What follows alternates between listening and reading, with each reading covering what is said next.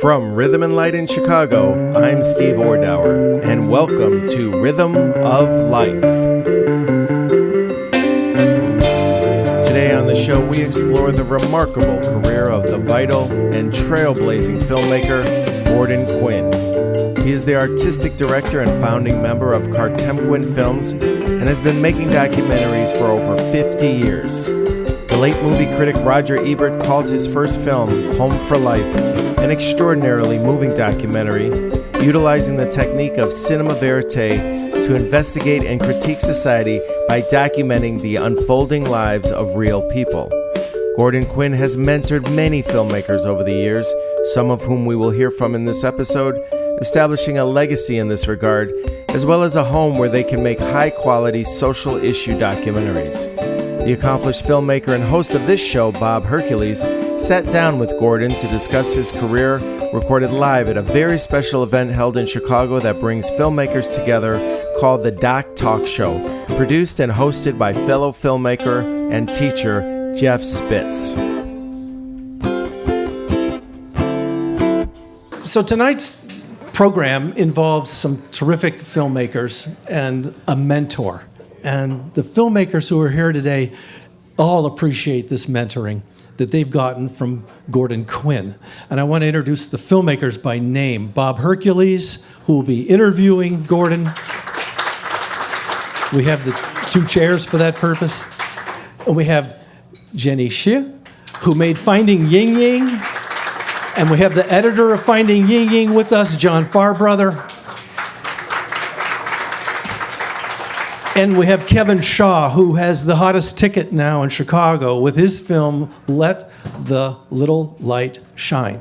And we'll be looking at a clip from each of the filmmakers' work, but we're starting off with somebody who we can genuinely say has been a friend and mentor to documentary filmmakers for generations. And while he is a mentor, he's also a phenomenal filmmaker. More than phenomenal filmmaker and mentor, Gordon has influenced a whole culture of storytelling in nonfiction that takes a lot of guts.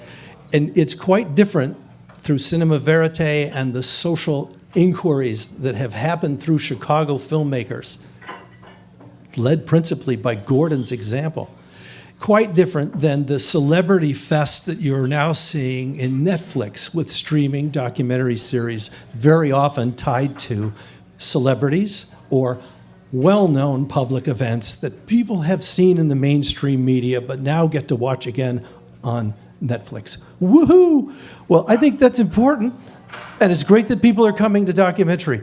But Gordon's example has been to use the camera, and we have three of them up here for fun, but to use the camera in a way that many other people would never dream of or want to do. Gordon used cameras to investigate and explore, and because he didn't know what was already there.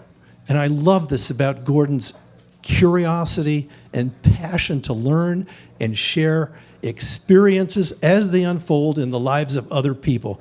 It's one thing to be Michael Moore and make yourself into a Chaplin-esque figure in interesting films and engage millions of people. It's another thing to make yourself the Ken Burns effect and to explore history, beautifully written, but from a Ken Burns perspective with lots of humanities scholars. It's such a different thing to do cinema verite, where you're following real people, ordinary people, not celebrities, whose lives turn out to be truly full of drama, pathos, poetry, and heart-wrenching social issues that are lived. So, Gordon, I want to just thank you so much. You've changed a lot of lives without ever asking for anything from us. You've been a terrific mentor to me personally and to many people in this room. Thank you, thank you. Come on up here. Let us give you a round of applause.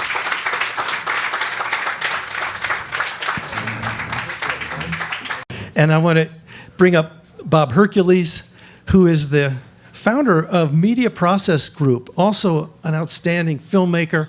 And Bob is going to be interviewing Gordon. Gordon and Bob have worked together on a film, and you'll see a clip of it. It's called A Good Man. And I think this is just a great note to start with, even though you won't be showing that film first. These are good people, and you're good people, and it is not easy to find that in the world, and we really appreciate both of you. So thank you, and I want to turn it over to you after I just take care of one omission. My name's Jeff Spitz. I love doing this, and the Doc Talk Show started in 2016. Thank you all for being here, and Bob, I'm turning it over to you. Thank you. Let's have a big hand for Jeff Spitz. And I think this is the first in-person Doc Talk Show in almost 2 years, so we're all here finally again. Let me just introduce Gordon a little bit. I know a lot of you know Gordon and know all about him, but some people don't know about Gordon. Gordon is the co-founder and artistic director of Kartemquin Films. Kartemquin, of course, is one of the great documentary houses in the country, really. They've had so many great films have come through, and Gordon has produced, directed, mentored so many people that have come through the doors of Kartemquin. He's also, some people don't know this, but he's also been an advocate his whole life and an activist, really, for independent media. And that, I don't think you get much attention for that because it's kind of like behind the scenes, but it's very important. I think you were involved in the creation of ITVS even, which is profound, really, for filmmakers like us. Also, Gordon is an expert on fair use, which again is kind of under the radar, but for us, it means so much to be able to use things and to not fight all kinds of legal fights and pay millions of dollars for footage that we should be able to use and show. So thank you for your long battle on the fair use front. Right. And also, just finally, the introduction is that Gordon, as Jeff Spitz, has mentored so many filmmakers over the years. And one thing I will say, because he's looked at many of my films and done rough cut critiques, is that there's hardly anybody I know that could zero in on story. And that's so important to me and to all of you and all the other filmmakers. I think you and Jerry Blumenthal was Gordon's partner for many years, who passed away a few years ago. The two of them, when they did a critique, they zeroed in on story, and they could really help filmmakers think about the story in a new way, or was it working, what wasn't working, etc. So really just want to say thank you for all those times you watched all those rough cuts. Well, thanks. Thanks for the words, Bob. Sure. I want to jump into this. Gordon was born in Washington, D.C., but he lived most of his younger years in Virginia. And you were growing up at a time in the middle of Jim Crow and kind of in the South, really, Virginia. And I just wondered how that affected you when you were growing up in the midst of that time in Virginia. What was that like, and how did that help shape you? Yeah, great question. I mean, my parents were both from Boston. I'm in Arlington, Virginia, going to segregated schools. This is the 1950s by law. And I'm one of the few kids in my class, basically for a lot of reasons, but where my parents came from. I found out later in life my dad had actually been in the Communist Party. And so I was for integration. Oh, but okay. I remember when we had my social studies teacher, there would be a debate, and there would be those of us who were for integration, which was like 4 kids, and the rest of the class on the other side for segregation. Was it a mixed class, or was it all? Well, the important thing to know about the East Coast segregation, it only applied to black people. President of my senior class, I was just telling the story earlier, was Jim Hamasaki. Kid in front of me in Spanish class was Carlos from Venezuela. He got a C. I flunked. First year Spanish, he thought it would be easy. But, its roots were in slavery, and that really is what that was about. And so that had a lot to do, I think, with shaping me, because I was like an outsider in many ways. I remember, it's kind of relevant now with what's going on in Ukraine. I remember in '56, the Hungarian Revolution, and it was like, finally, I'm going to be on the popular side, because I felt if the tanks were in the streets against the people, something's wrong. Yeah.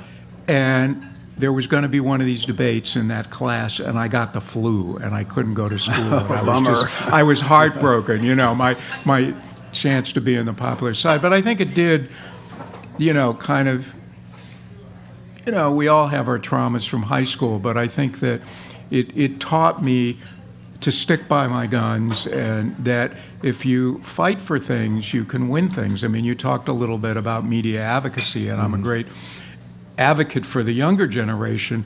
It's like we have to make this field what it should be and what we want it to be.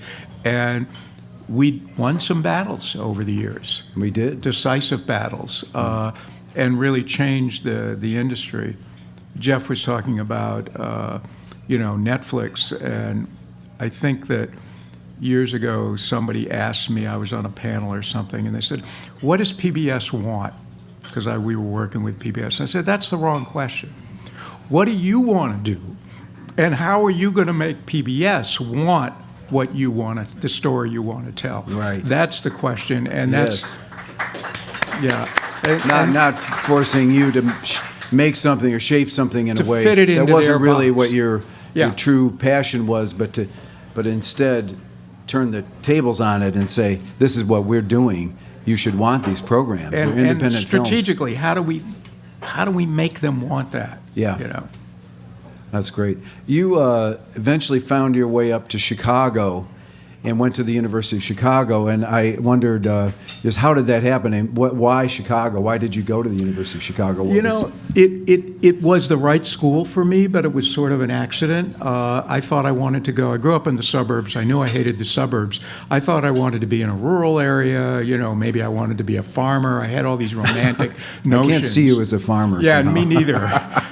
But I had these ideas, and I went out to see, my dad was in Chicago for some kind of conference or something, convention, and I went on to Grinnell and looked at Grinnell, and There's some Grinnellites here. and they were, this was 1960, 59. They were having a panty raid on campus, and I was like, maybe this isn't the school for me. And then my dad tells Would have been me, the school for a lot of people, but not yeah, you. well, it was, anyway, he tells me to go check out. He had done some graduate work at the University of Chicago. okay. He never finished because it was the Depression. So why don't you just go down there and take a look at it? And I went down and I met with someone, and they kind of told me about the program, and that was it. It was the only place I wanted to go. It was my top choice. And I think I was in the lowest. I didn't. Everyone I knew in college had a scholarship except me. I was in that lowest. They let the final, You just but- got under the wall in time. but I loved it, and they didn't have. I'd already gotten interested in film, but they didn't have any film programs. I took whatever novels into film, they had, but I studied literature and philosophy and history, and when I go and speak at a liberal arts college, they, sometimes they like me there because someone will ask, well, where'd you go to film school? I never went to film school. I learned as an apprentice, but I use what I learned in college every day in my work because I studied the liberal arts. I studied what it is to have an argument, to tell a story. Those are the things that we're all really about on the highest level. And so it was a great education. Now Judy Hoffman is down there actually teaching That's right. film production, which is amazing to me. Yeah, they actually have that now. Yeah, I mean, we did a film when we were students called The College, and I was doing the sound, and no one had taught me when you do sound, the VU meter should go all the way up to the red. You want to record it at the highest level you could. But I thought, no, it sounds so much better if I keep it way down here. And of course, then it was going to be mixed. So I really didn't know what I was doing because there were, But then I did get in, started working for people, and learned more as an apprentice. What attracted you to film? Since there wasn't even a film program, it's somewhat unlikely. I'd seen some movies that really moved me, feature films, He Who Must Die, which I've never, by Jules Dessin, and I've never revisited that movie because I'm sure I'd be disappointed. But I saw some other films that really... But then, not documentaries, but the features.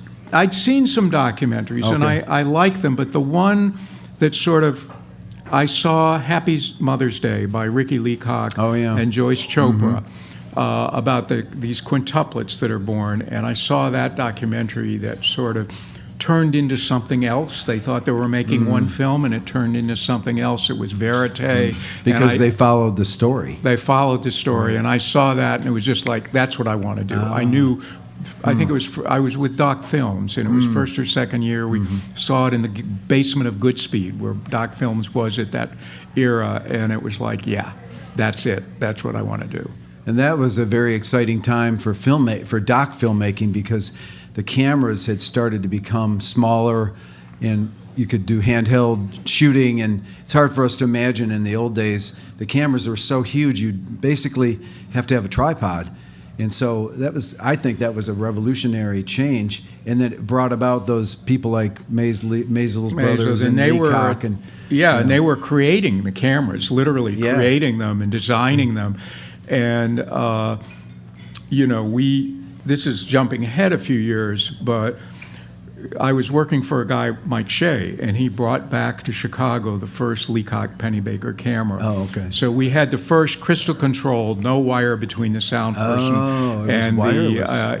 Wireless, Okay. crystal-controlled. So you really had camera. mobility. Yeah, and that dance, that ballet sure. between the camera person and the sound person. And I was working for Shea doing sound, and I saw how important this were. And then a few years later, when Temner and I founded Kartemquin, my friend at the university, Danny Auerbach, who was a physicist, and I was explaining to him this technology and everything. He says, well, you've got the camera. I had a general camera conversion, an Oricon conversion. He says, I can make you a power supply for that that'll be, that'll fit right on the camera like theirs. And for a few $100s. And I was like, Shea paid $20,000 for his camera, and this is in the 60s, a huge amount of money.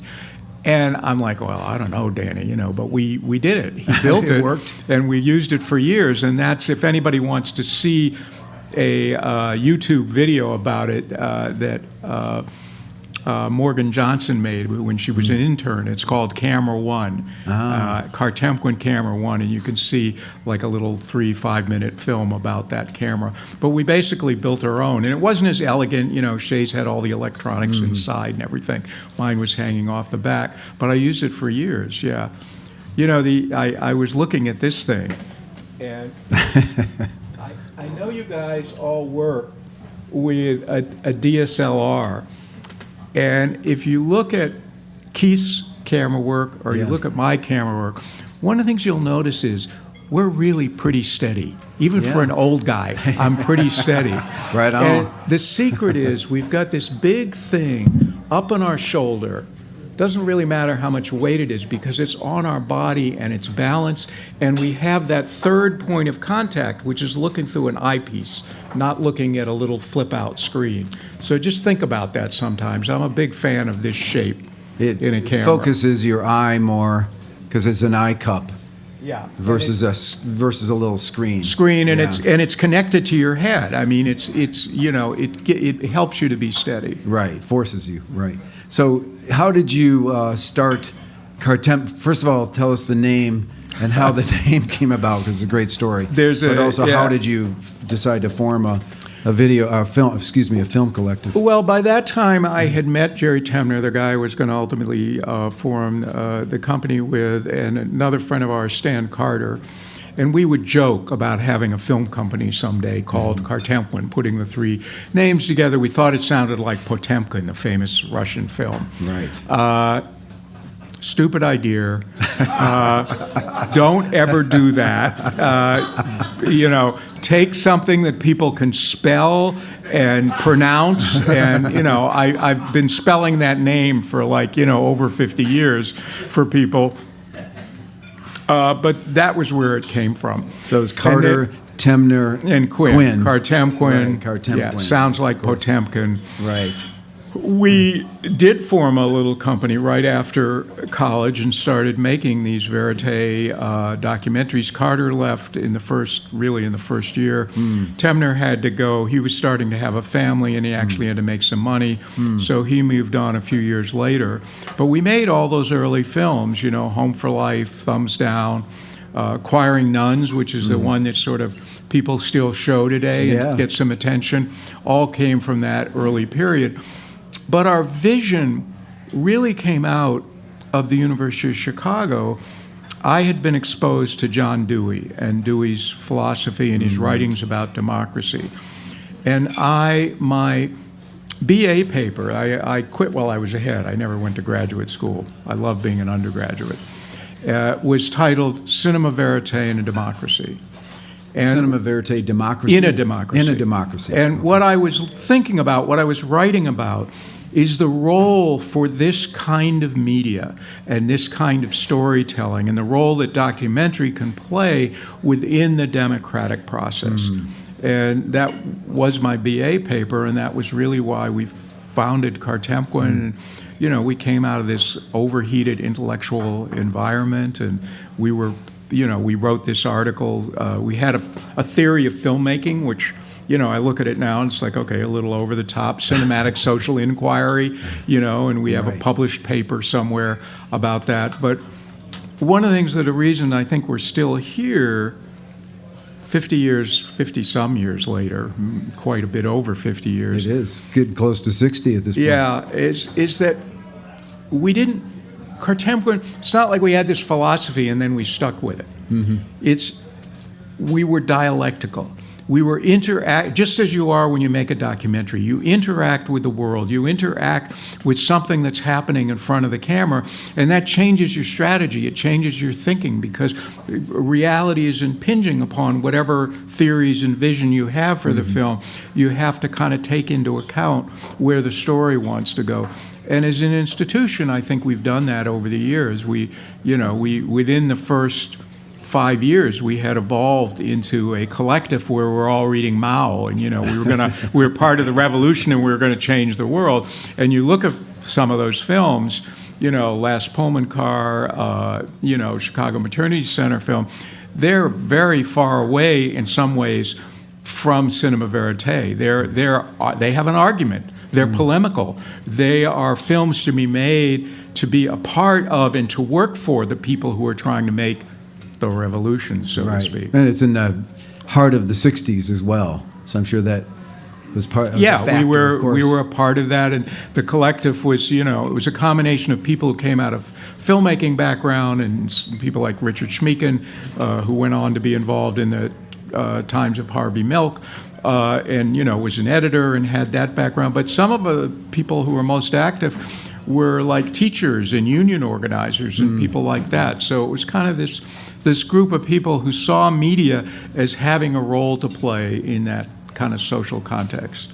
Why did you decide to, one of your first films was Home for Life, which was about a nursing home, and I thought it's interesting that people in their early 20s decided to make a film about that. Well, and the irony is that's where I am in my life right now, almost. It's like everything really comes full circle. Yeah, right. But opportunity.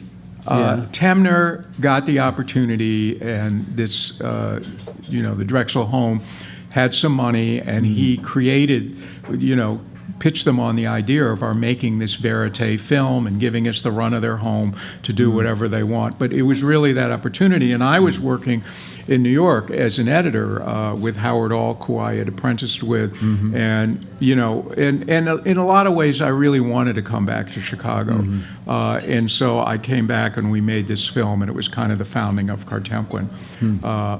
And I also had been editing, and I continued to edit film for many years. It's how I used to make my living too.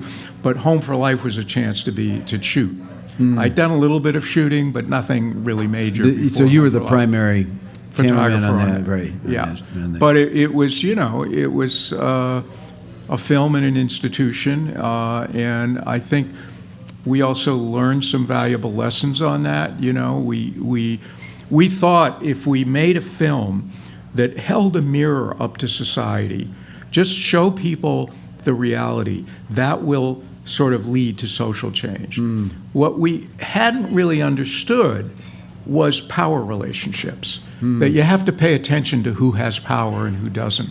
And so with Home for Life, we thought it was going to start a conversation in America and a fundamental thinking about how we deal with the elderly in our society. That's not really what happened. Film was quite successful. It was used a lot. It was used to improve old age homes.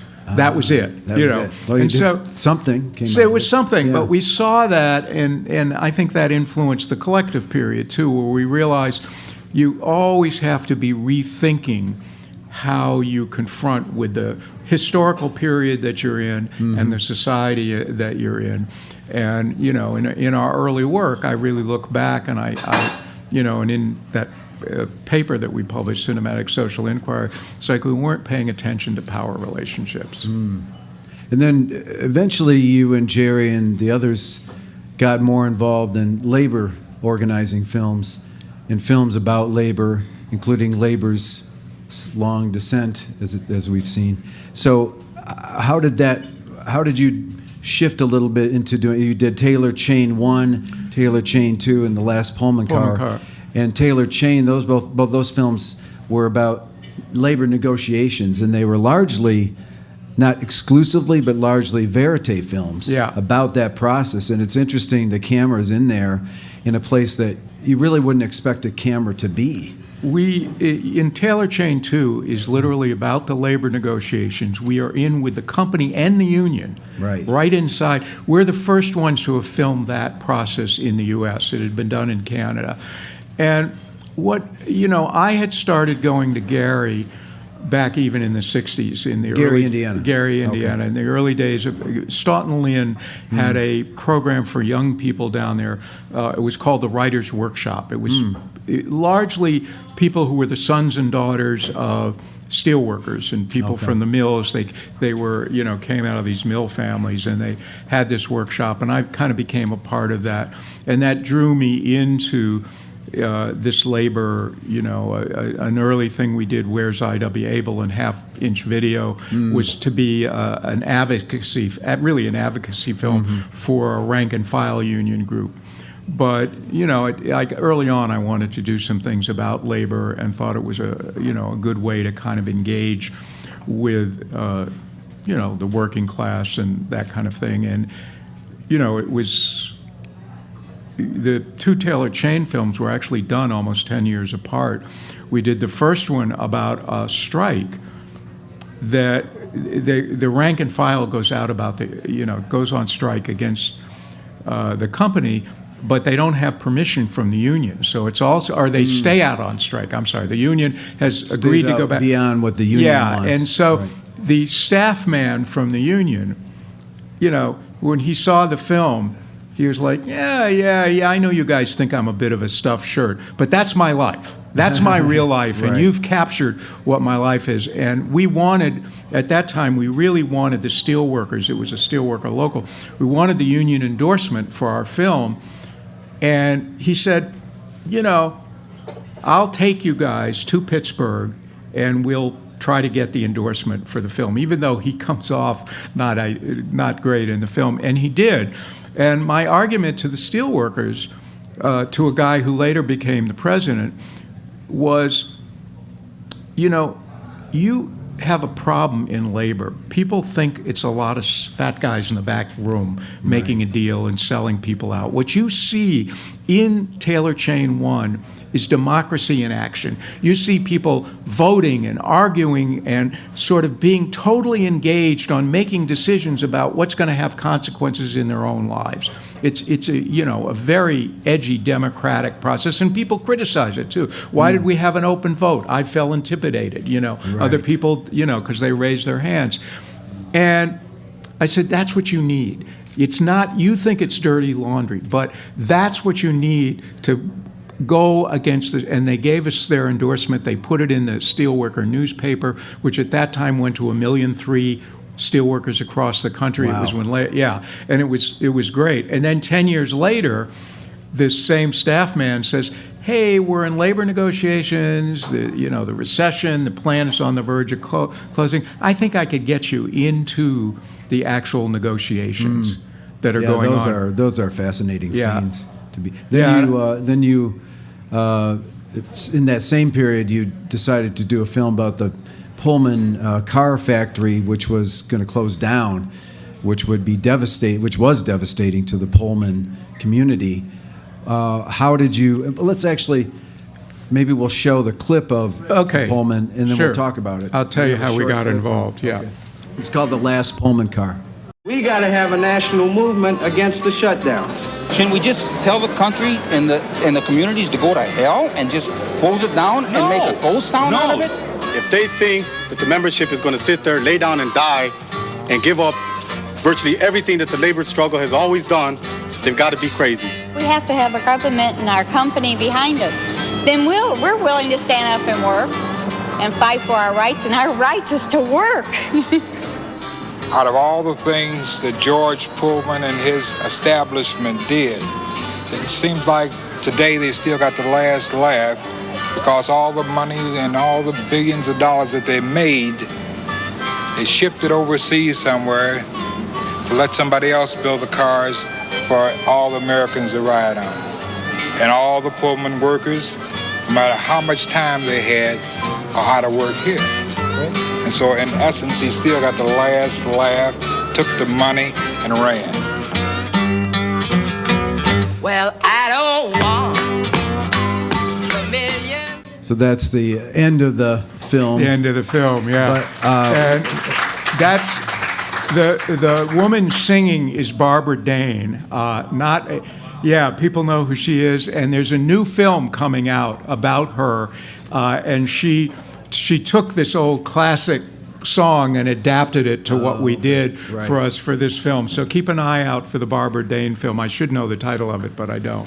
One thing about that film, I remember I had just moved to Chicago and was kind of interested in labor, and I saw that film, and it just kind of blew me away. And because you weaved the present day stuff that's going on in the present with a whole history, really, but you wove it in, so it's not like just first there's this and then there's this, but it was beautifully woven, the backstory, the story of how Pullman started in the late 1800s with George Pullman, but weaved it in with the modern day closing of the last car leaves the, I mean, we essentially tell the history of the rise of industrial unions and the CIO and all of that, and the rise of monopolies and conglomerates. We cram that whole history into an hour movie. And the way we got into it, to go back to what you were asking me before, we were approached by a group of workers from Pullman. We were approached by the union local, and they said, "We're fighting to save our jobs. It's a great story. You should follow our story." So it was their idea. It was their idea that's cool. to make the movie, and but it was, we had to, the union leaders were into it, but we actually had to win the kind of confidence of the workers. So I remember we had a film festival down there, and we showed, Harlan County, I remember showing, and we showed some documentaries so that they could understand what we were about. Interesting. And then we kind of built this relationship with the local, and as we thought we would follow their struggle. That's where we began, and they were going to these demonstrations and things. But pretty early on, we realized, they're going to lose. There's no way. The plant's going to be too much closed. Against them, and and they knew the nature of our society. And so we really felt, as we had with the Chicago Maternity Center story, where the same thing happened, we had to broaden the story to explain the larger social forces and power relationships that were at work, so that people who were going to struggle around these issues in the future would understand what they're up against and would understand what those. So that's why the film, the film is an argument. The film is a polemic. You don't quite see it here, but we're coming from cinema verité. In some of our early films, like Thumbs Down, I look at it now and it's like, we've got all these awkward intertitles. No narration. We weren't going to have a narrator. Blah blah blah. But you blah. do have a narrator in this film. We have a very engaged narrator and a very and so and it's needed, I think. In this case. Absolutely. And that's what I'm getting at. That we knew that we couldn't keep making the same film over and over again. We had to adapt our storytelling techniques to the needs of the story that needed to be told. Right. So it's a very different It's a great kind film. of film. And is a, it shows what's about to happen, which was the collapse, really, of the labor movement. I wanted to jump to the film Golub, which is one of my favorite films of yours. It's a film about Leon Golub, the artist, who's a very political artist. And how did, just briefly, because we're going to start running out of time. Okay, we're going to go quicker. Yeah. How did you get involved? We'll talk about it for a second, then we'll show the clip. Yeah, Golub was, Jerry and I both had always been interested. He had been married to many years to an artist. And we were both interested in the role that art and the arts play in a democratic process. Right. And so here's this artist, and we had someone who came to us through Peter Gilbert, who was a guy who had seen some of our other work. He said, "Oh, I want to back a movie with you guys." He was going to give us like a third of the money. Just the guy you want to meet. Well, he's gone. He's dead. I could tell you some stories later, but yeah. Anyway, he wanted to back us, and not like the guy. This is a slight digression, but somebody once did walk in the door at Kartemquin, and he wanted his life story told, and we explained it's very expensive in film and blah, blah, blah, blah, and he came back like a week later with like a bag of money, and we were like, I don't think so. We gotta, his name wasn't Corleone, but we got that by. And anyway, this guy wanted to back us, and we knew the kind of guy he was. What could we do what we're passionate about, labor wasn't going to be it for him. We could see that. But he did have this interest in art. And so we went, Golub was having a show in Chicago. We went with him, and we were just all knocked out. It was like, okay, this is it. Jerry already knew who Golub, knew about him as an artist. And every 10 years or so, I like to do something that looks at art and artists, how it gets made, and the role that it can play in a democracy. That's really how it came about. Let's show the clip. This is a little piece from the film Golub. Logically, I'm safely inside this very nice museum and everything, but there's something that really puts these things on the edge.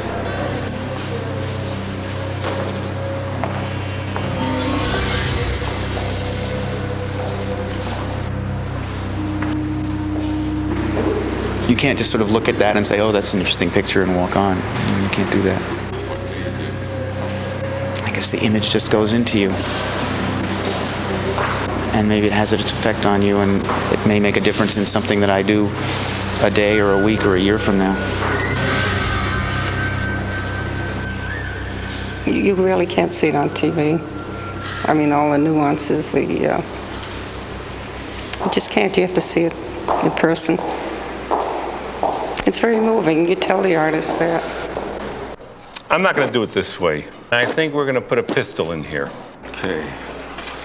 All right, I'll show you the kind of gun I want. Something like this, okay? With a barrel. Yeah. Look at all the photos of guns I have. We'll put this back. Everybody knows that guns are really phalluses, so we're going to go out and buy a phallus. Toy one, of course. I'll give you $20 right around the corner on Bleecker Street. There's a toy store. Get a receipt for it. That always gets a big laugh in art schools. In the past, I have cut out a piece of cardboard, a flat piece of cardboard, and then put my fingers around it and drawn it on tracing paper. Then you turn the tracing paper around, and that's like your right hand. That's how I've done it, but this is going to be better. That's Leon Golub. It's a great film. I think the it's such a moving film in any way, but the first scenes in there, you show the art goers, the people at the museum, and focus on them. And that's one thing I think I learned from you in some of the films I've done, is to not just focus on the art or whatever the primary subject is, but how does it affect the people at the gallery that experience it? So in our next clip, jumping forward, Gordon and I made a film together, actually, which was a great honor and thrill for me to work with you on a film, and it was really one of in some ways, my favorite film I've ever made, A Good Man. It's about the choreographer Bill T. Jones, and Gordon approached Keith, my partner, and I about collaborating on this project, and And it was just a tremendous opportunity. But similarly, we were very careful to shoot the audience of some of these performances because we wanted to say, as you had remarked to me many years earlier, well, you need to see how the audience, they are a character in your film, you know, and what's their reaction to this artwork. So let's just show, this is called A Good Man. It's a short clip from that film. I have dreams about working with him. I feel haunted. Push them, Shayla, push them, push them. Fear none of these things. Push them, push them. Which thou shalt This is not their home. This is my home. They're moving through. Make eye contact. You, it's about you. So we don't have this going on, right? I'll be someday a story they tell at dinner about a guy they worked with. Mm-hmm. Yeah, but he'll be vivid. Okay, and small. Right, that's what I need it to be, but all three of you. And what his life was about is hopefully something that they can use. What is intellectual sloth? And what is the antidote to sloth? Maybe it's a bastard who asks you to do. What can there be said? We are. So it's not just applause. There's feeling in it. Bill is on fire, and it's good and it's bad sometimes. You know, he comes in with an urgency. Sometimes you're not ready for it. Do another type of song against it. Do the Scottish song against it. Or sometimes he comes in and we don't know where he is. And sometimes he shares it with us. This is what I'm feeling. This happened in the world today, and I'm feeling this way. I'm really not feeling good, and it's going to get worse this afternoon, okay? All right, you understand? But Happy New Year. Thank you. I do want to do a quick shout out to the team that worked on that. It was David Simpson who did the editing on that. Yeah. And Rachel Pikelny and Joanna Rudnick were the producers, and Keith Walker, my business partner, was the DP on that. So we had a great team of people. It was a great project. And, you know, it's something that you give a lot of thought to, like putting the team together. Like, when this project came along, it was like, I knew that there was going to be a big performance. We had tried to do something with Ravinia a couple years earlier that didn't work out. Right. But I knew I wanted, like, you know, I shoot a lot of my own films here. I wanted Keith to be the DP. I wanted someone who was at a level of these big theatrical kind of things, would bring something to it. And it was happening in New York. Bob and I would play tag team going to New York to film what was going on and film the process.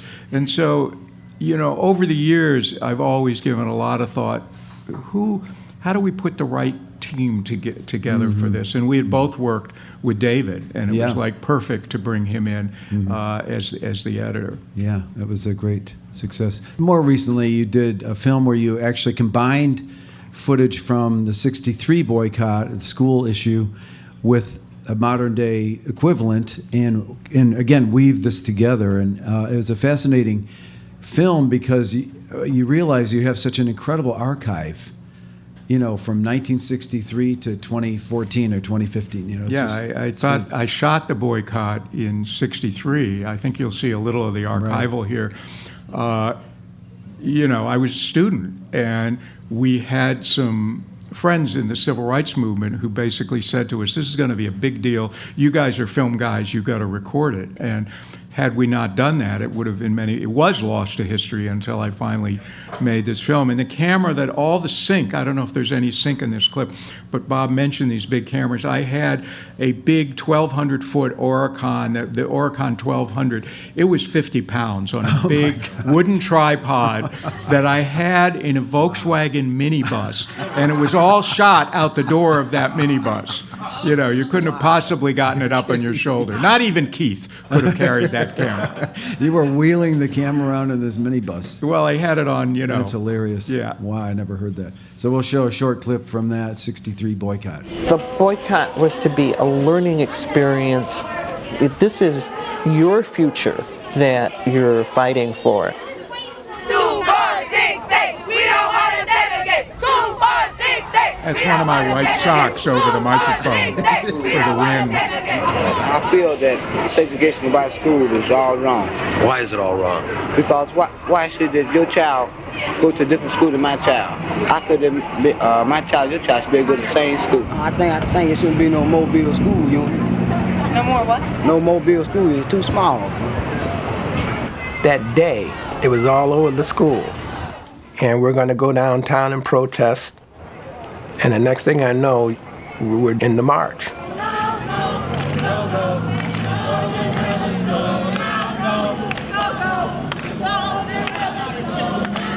On the day of the boycott, I was very concerned with the way I would look. I certainly would want either my gold chain or my pearls. I wanted to look like someone who should have an education. People marched from the north side, at the west side, the south side, and meet us downtown.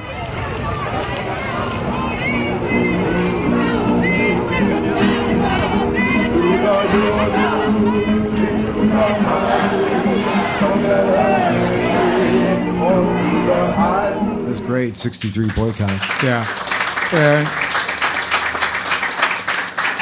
Rachel Dixon produced this film with me, and also Kevin, who you're going to hear from, recent film. But one of the things that's in this film, which isn't in this clip, I mean, we found people who were in our footage to track down, and it was a whole story about a website. Right, like the woman that you showed her. Found her in the footage, and we had a website where people could ID. We had 500 pictures taken from the footage up there, and it was like Facebook. You could ID somebody and say, this is so-and-so, or this is me, and we were contacting people that way.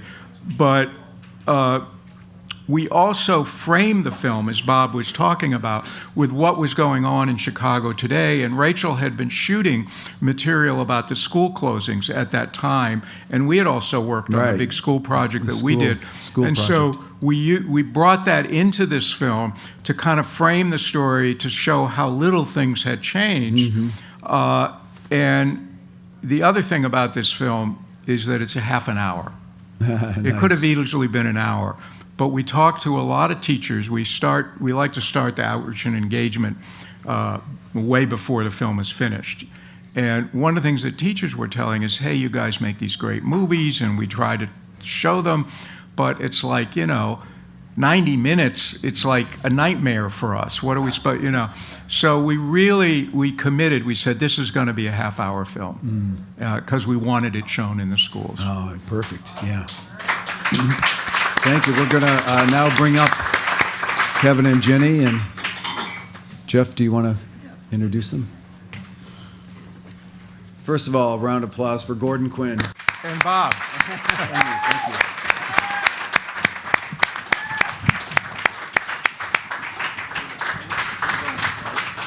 you. You're staying, mister. You don't get out that easy. But I want to bring up Jenny Schiff to come up and share how you met Gordon, and we'll see the clip of Finding Ying Ying first. You will take Bob's seat and have a conversation with the audience and also with Gordon. And I'm curious to have a look at Finding Ying Ying. If you're not familiar with that title, it's quite an experience. I'll tell you, we did a talk show about Finding Ying Ying after doing more than 35 shows with a variety of filmmakers. Because this is unique, and Jenny didn't start off making a film about a person named Ying Ying. She went to look for Ying Ying. And I just think this story is the most powerful thing. Your editor is here, and I know that Gordon is significant in your story. So let's have a look at the clip of Finding Ying Ying, and then Jenny, the filmmaker, will join us. And by the way, you may be hearing Jenny's voice on the track. April the 30th, 2017. University of Illinois is very beautiful. I feel a little bit lonely, but I still want to try. Ying Ying and I went to the same university in China. Just like Ying Ying, I felt lost in this foreign country.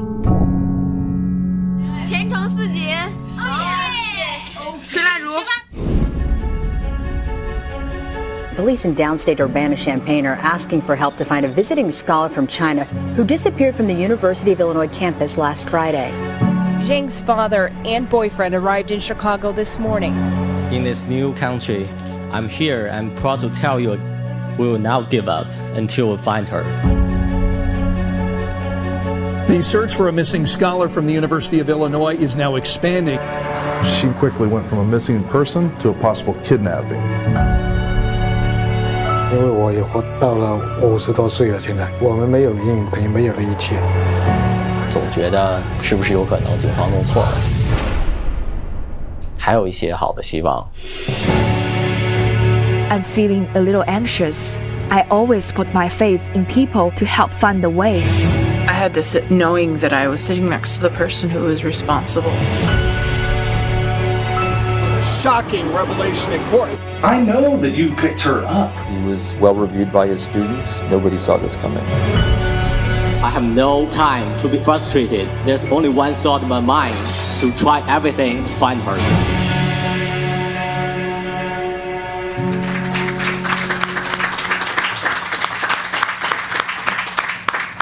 Thank you, Jeff, for inviting me to be part of the event. And I thought I was going to show a clip, but actually we showed a trailer of the film. So, but I think it's good for those who never heard of the film, just providing the context. So basically, Finding Ying is a film about a Chinese international student who went missing in the summer of 2017. And the whole film, we followed her family looking for her, and we also kind of really getting to know her, who Ying was as a person. And and Gordon, I just really appreciate all the help and the mentorship I got from Gordon.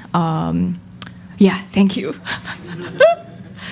I think I can kind of talk about how I first met Gordon. So I was actually a David Fellow, which is a Kartemquin's Diverse Voices in Docs Fellowship. I was a fellow back in 2018. I think that was when I graduated from Northwestern. I was a journalism student at the time.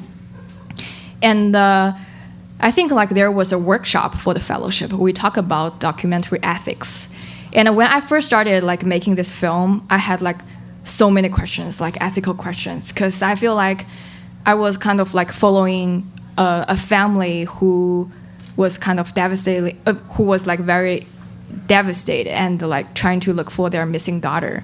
And to me, as someone never made documentary before and never really worked on stories that about a grieving family, I didn't really know how should I maintain my relationship with the film participants. So I remember I think after that workshop, I kind of scheduled a one-on-one meeting with Gordon and talk about the ethical questions I had at that time. And Yeah, I mean, you were concerned because you're the same age as their missing daughter. You were helping them with translations and all of that. And you saw that in some ways you were, a stand-in for your daughter. And you were really concerned about the ethics of that, and were you exploiting them and all of those things. And we had a long conversation. And I remember I being incredibly impressed because basically what I said to you, there are no easy answers for the questions that you're asking, but you're asking all the right questions. When I get worried is when I see filmmakers not worrying about these kinds of ethical concerns, not asking those questions, because sometimes the answer isn't easy.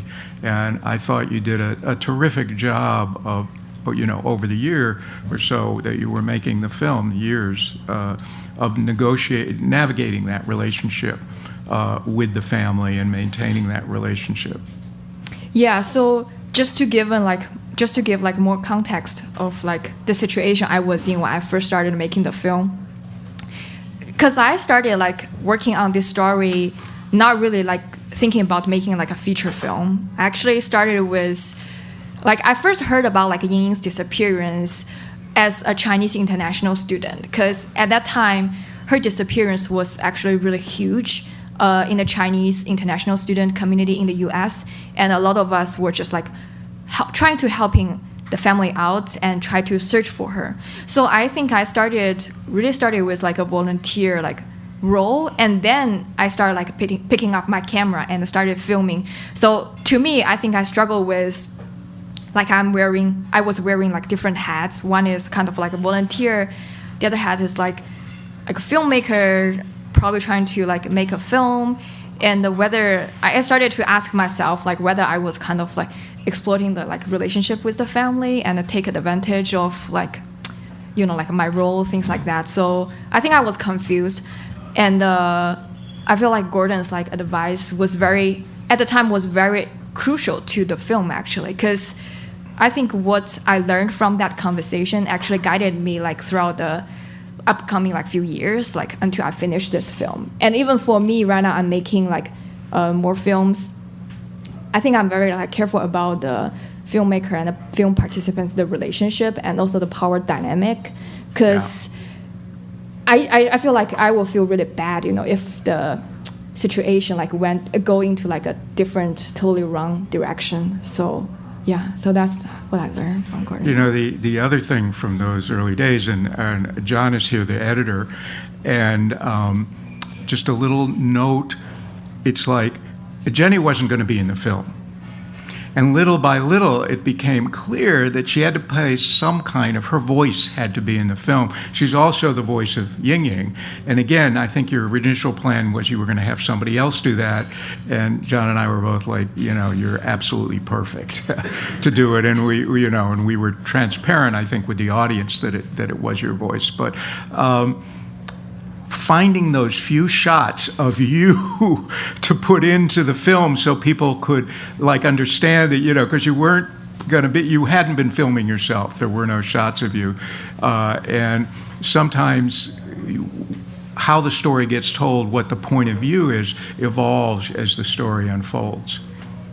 Yeah, and also I think I want to mention that for me, like I never thought about like being like a documentary filmmaker. And I think even for me, like studying, because I was born and raised in China, and I finished my college in China, and I think it was like maybe like at the beginning of like my senior year, I just made a decision very randomly that like I'm going to study abroad, coming to the US. And I went to journalism school at Northwestern. But at that time, I was still thinking about maybe I'm gonna go back to China and take a like kind of a regular job.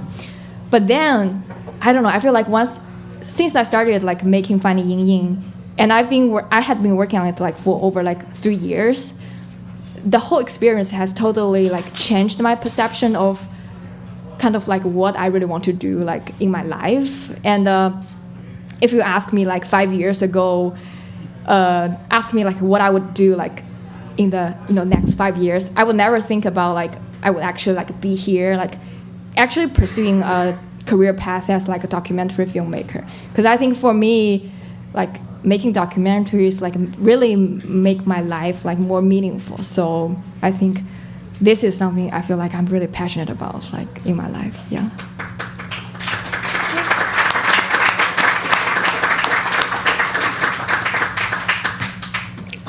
Yes. You know, I think that one of the things, and maybe you could talk about that a little bit, that you see in Finding Ying Ying is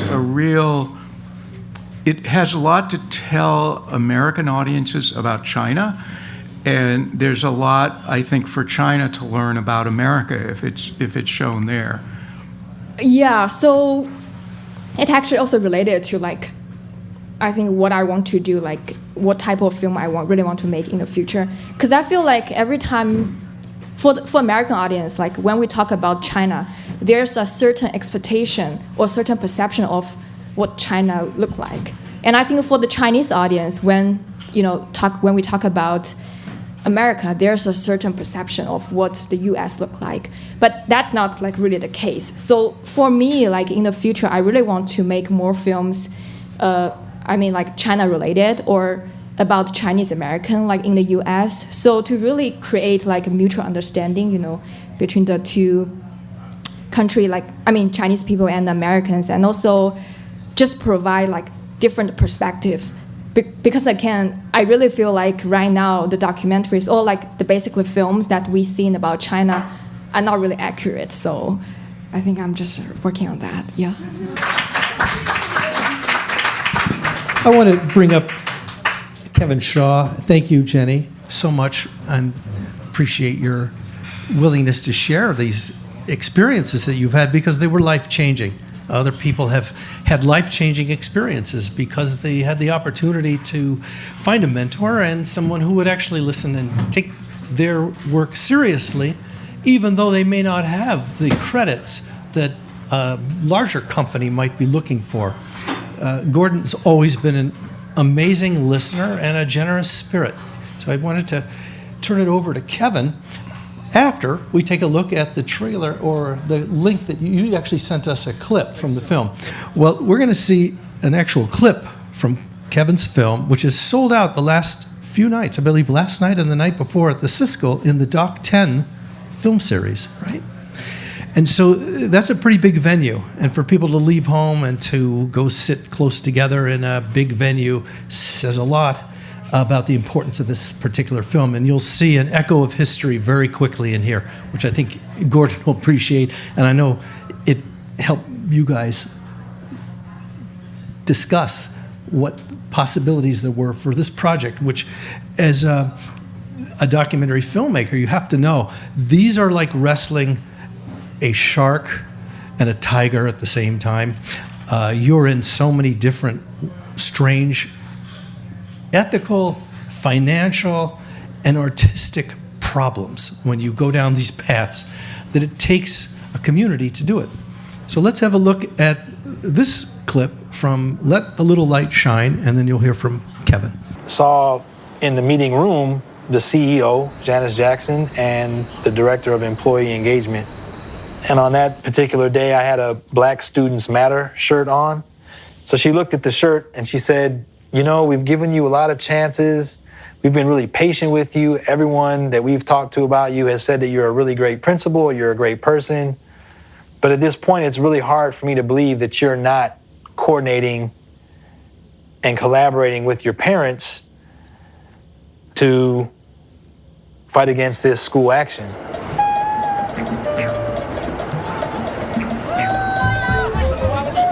And she pointed to my shirt and she said, I mean, right now you're wearing a shirt that is from an organization that is obviously anti-CPS. And I was taken aback a little bit by that statement, because I don't see the shirt as an opposition to Chicago Public Schools. I see it as something that Chicago Public Schools ought to clearly advocate for and support. NTA is a level 1 plus school. When has ever in the history of CPS have they tried to close a 1 plus school in Chicago? Never! What they were experiencing and what we were all witnessing together was a movement of parents devoted to saving their school.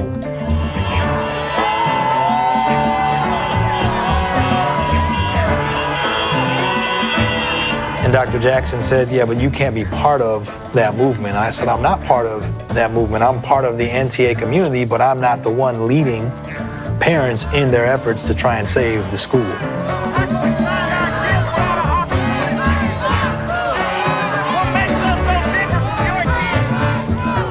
Dr. Jackson and the lawyer there asked me to put my official statement in writing in response to the allegations that I was coordinating and orchestrating the parent opposition to the plan, which I did. We made an agreement before we did this action that today we're not getting arrested. I still have not yet heard from CPS. Today, we get out the street voluntarily. In a minute, you're going to be like, we ain't getting out the street. Oh, and they're right out the street!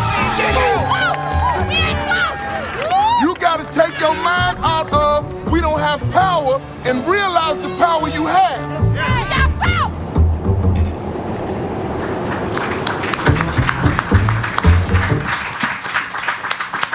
What's up, Gordon? How you doing, man? How you doing, Kevin? It's been a while, man. Yeah. It's been a while that we've been able to share some space together, so it's good. I think back to what, just the general idea of what makes a good mentor, right? And to me, it's kind of like somebody that does it just off of their own volition, you know, like you're just spending some time with someone and you're imparting your knowledge because, you know, you're not getting paid to do it, you're just doing it. It's just something that you like to do. You love filmmaking and what have you. And so, you know, I didn't ask you to be a mentor of mine. That just kind of happened over the course of getting to know you, you know. I think back, you know, I did a movie back in 2010. I'm not sure if you remember this, but it's called The Street Stops Here. It was a movie that was with PBS and eventually ESPN, more of a sports documentary. Yeah. And I remember the production company back then was like, man, if we could get Gordon Quinn to write a little something, if he could watch it and maybe give us a little, you know, tagline we could put on our poster or whatever, that would be the best. And you did watch it, and I think you might have even gave us something, but you definitely gave us some notes, which was that's an occupational habit. I always, even when it's finished, I'm like, oh, I got a note. Yeah, but it was great. I mean, to have that happen at that age, at that time frame was tremendous. You know, I'll get nerdy for a little bit. If people, I'm sure, know Star Wars or what have you.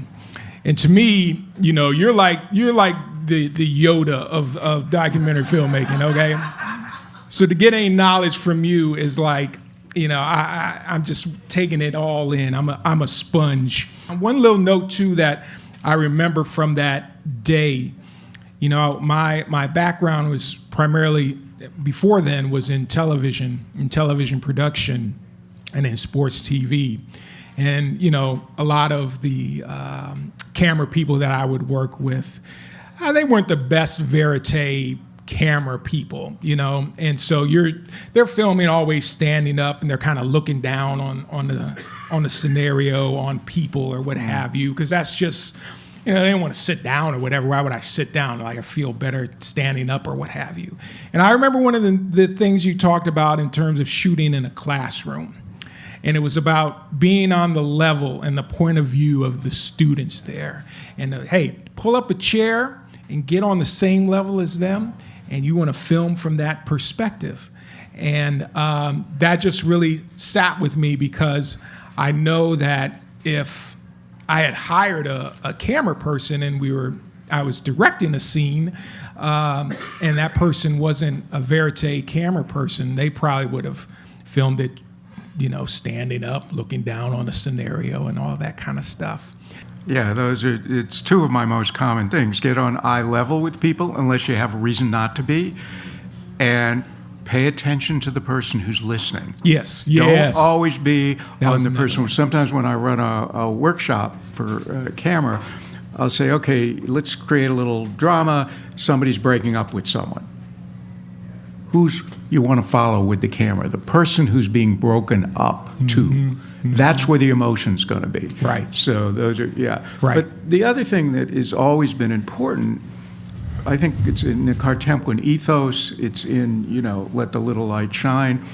I'm interested in helping you make the film that you want to make, not kind of take a set of rules or ways of doing, you know, and make the film that I would have made. Right. You know, that's what we, you know, Jenny's film, no one else could have made that film. It's her film. Your film is incredibly powerful and special, and it's your film, your vision. How do we help people realize their vision? Right. Well, I appreciate that. You know, you're instrumental in the making of the film. You know, as we were wrapping up America to Me, the NTA saga, basically, it's a high-performing elementary school in the South Loop. There's a transition plan to change it into a high school that would benefit the neighborhood's wealthier residents, and then at the same time displacing the the original student population there.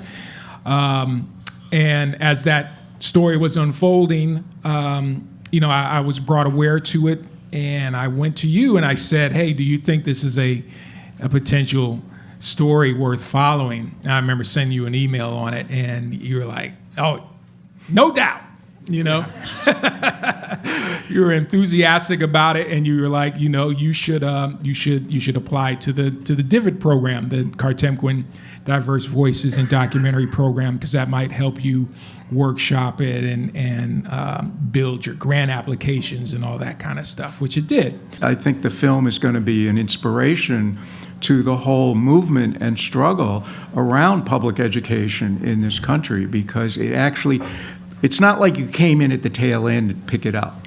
Right. You were there at the beginning in the struggle when a lot of people didn't think they could win. Right. And you know, you had some great advice as we were filming throughout the course of that whole time frame. Obviously, it is not a project that the district is going to give a filmmaker permission to film. And I remember you saying, well, you know, you should still do it, and maybe you can ask for forgiveness later. Yeah. And so that's exactly what we are doing right now. Asking for forgiveness later. No, but I just remember all the great advice that you gave to us as we were bringing certain scenarios. And then obviously with the edit, I wanted to wait to show you the edit until I really felt it was in a you know, I'm not going to say perfect place, but a place where I felt like it was really, really strong. And so when I was able to finally show it to you, probably this year, I think, right? Earlier the beginning of this year. You were close to done, but I had notes. Oh yeah, you had notes. That was great. And you know, I was like, yep. Okay, that's a good note. And you're like, I'm hungry for an education scene right here. You know, I'm starving for it because this, that, and the third. And you know, I ended up adding another scene of some education going on in the school based off of that note. I'm like, man, I'm just getting killed on my running time here, and PBS just gonna kill me. But you know, it was a good note that you know, definitely had to add for sure.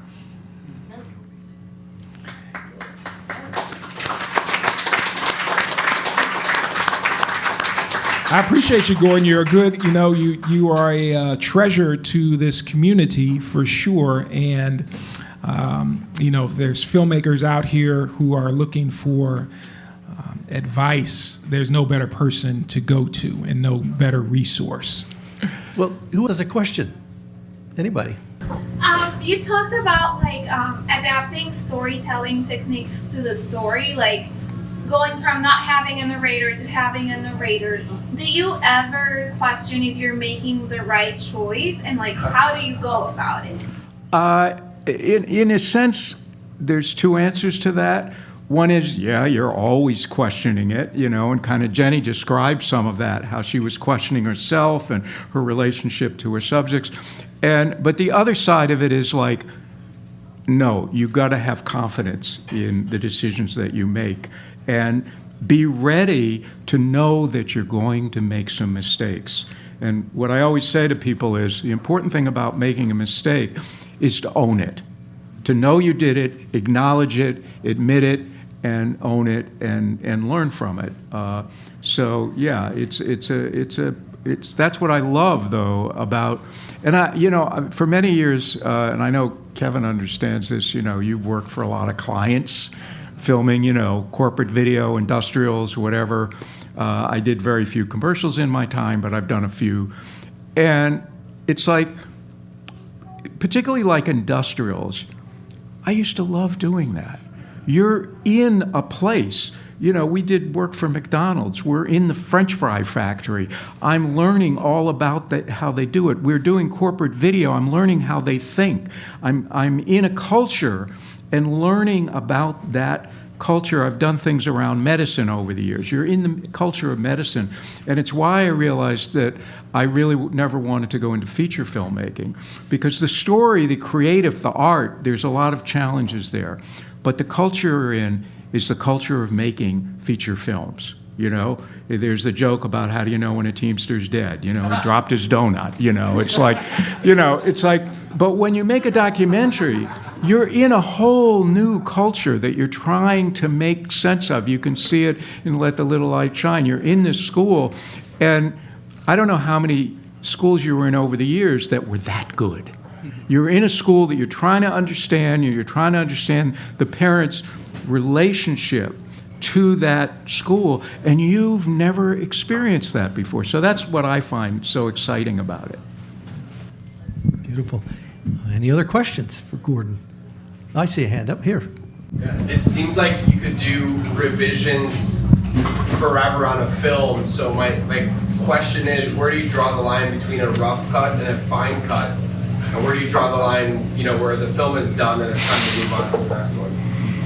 You know, we have John here. I was an editor for many years, and I'm now that irritating person sitting behind the editor saying, you know, that could be a little shorter there, you know, and I used to have that person behind me. But one of the most important things about editing is to know when you've turned the corner.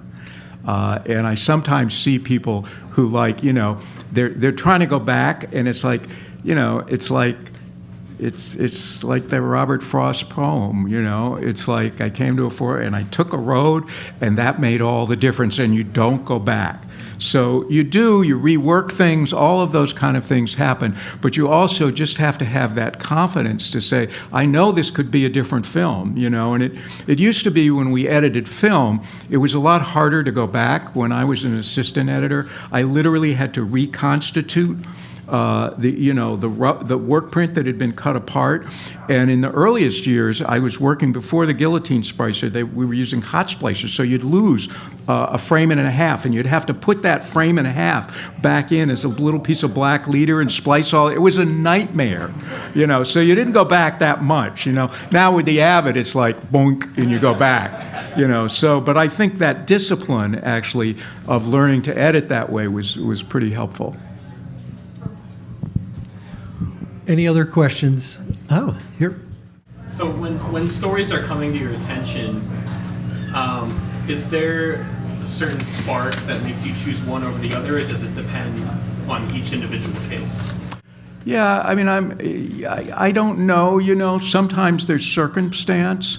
I did a film 10 years ago with Howard Reich, you know, the Tribune jazz critic, about his mother, called Prisoner of Her Past.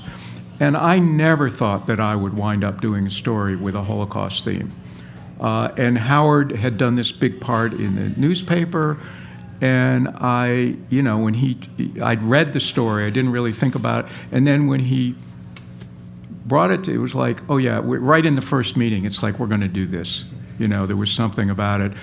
And I remember when J.J. Hanley, the woman who brought Refrigerator Mothers to us, and she had an autistic child. It's a film about the mothers of autism who were said that they were cold like refrigerators. That's what caused the autism. All discredited, all wrong.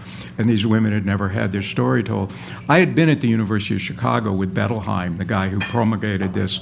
I knew a lot about the story. I even knew one of the women who winds up being in our film was somebody that I knew, the mother of an autistic child. I never thought of it as a film until JJ came in the door. She'd been researching it for 2 years, you know, and she kind of like, a film needs to be made about this, and it was just like, oh yeah, I get it. But I didn't see it myself, even though I knew a lot about the story. So, you know, there's a lot of intangibles that go into it. Well, thank you all, and I want to wrap up by saying that there are a lot of different lessons you can glean from tonight. And in the very beginning, when this idea was just sparking, there was a real problem in the country, and that problem still exists today, and it's a lack of spaces like this. A lack of places where you can have a substantive conversation with good people about topics and art that are close to people's hearts. Where do you go for this? I didn't know. I wanted to figure it out. I called Gordon. I said, I think we should be doing something on a regular with food and drink, because we all need it now more than ever. We want to continue to grow the community with new voices, and this was a real testament to you, Gordon, tonight, because I was one of those kids who came, didn't know anybody, and met you at a screening in 1985 of a documentary long before Netflix and Sundance, and the place that you would see documentaries was PBS, period. There weren't festivals lined up to buy the work or even show the work of documentary filmmakers. Gordon and I met at a screening where there might have been 10 people. It was at a nonprofit organization called Chicago Filmmakers. It still exists. Yeah. Any of you involved know about it? So Gordon and I met. He didn't make that film. I had nothing to do with it. And we got to talking, just like you get to talk to each other at the Doc Talk show. He invited me to come see what he does at a place called Kartemquin. I couldn't remember the name. Got the address, showed up. When I got there, he poured me a cup of hot tea, asked me what I'm doing. I told him about a documentary that I was in the process of making about Harold Washington and an integrated college in a segregated city. Gordon actually looked me in the eye and said, "That sounds very interesting. Have you done it yet?" And I said, "No, I'm just starting out. I'm starting to film. I have access to the mayor." And he said, "Oh, that's very cool. And let me show you some of the stuff we're doing." He literally went into a room and pulled out a 16 millimeter projector, brought it over to another room, and told me to come sit in this room while he threaded the last Pullman car, which you saw a clip of tonight, on a projector, which I got to watch with a cup of tea from Gordon, and then had a nice conversation. That's a life changer. Somebody validated the thought I had for a project. Somebody said, "That's a good idea. Let's talk about what is possible, and let me show you what we've been doing." That made a huge impression on me. And you're looking at somebody who didn't come from Chicago, didn't study documentary film, and didn't have film experience. I worked in Hollywood and grew up in LA and worked at MGM and at Universal and as a gopher for Norman Lear's company. Some of you know Norman Lear. And also as a location manager for Chuck Barris. This is the alpha and omega of entertainment and television. Chuck Barris, the guy who created the dating game, the Newlywed Game, and the Gong Show. The Gong Show was great. I was actually credited on that film as a location manager. I'm very proud of that. But I want you to know that when you come to Chicago, after having that kind of background, and you walk into an old house on Wellington, and really start to think about that over the years as you observe what happens in that house, and the many people who've come through and met Gordon as I did, you will never forget that, and you'll appreciate it as long as you live. And I certainly do, Gordon. So thank you so much for just extending a hand and being that way to everybody who's come through Chicago, who's called on you. So thank you, and thank you all for being here. Yeah, and thank you, Jeff.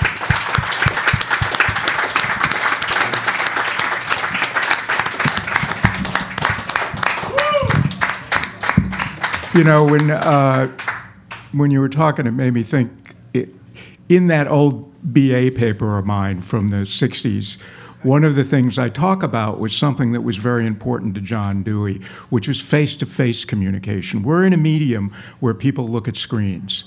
And one of the things that I say is screens are a stepping stone to bringing people into face-to-face communication. It's another level of complexity. So it's great that you bring people together, Jeff.